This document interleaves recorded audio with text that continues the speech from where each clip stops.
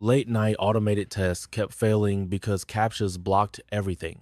Deployments stalled, QA queues overloaded, deadlines suddenly felt impossible. I wasted hours manually bypassing CAPTCHAs, productivity tanked fast, clients complained about inconsistent automation and flaky test results. Then I discovered CAPTCHA interception during a developer community thread.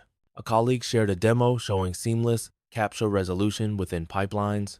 What hooked me instantly: reliable CAPTCHA interception with pipeline integration.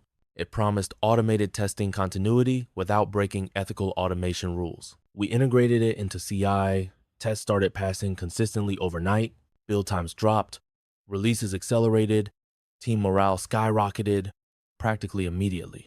Accessibility improved too, legitimate automation flowed without user friction or false blocks. Setup was painless. SDK, docs, and CI hooks were clean. If you rely on automation, this is a game-changing tool. Imagine shipping faster, testing smarter, and never babysitting CAPTCHAs again. Ready to crush deployment delays while you add CAPTCHA interception.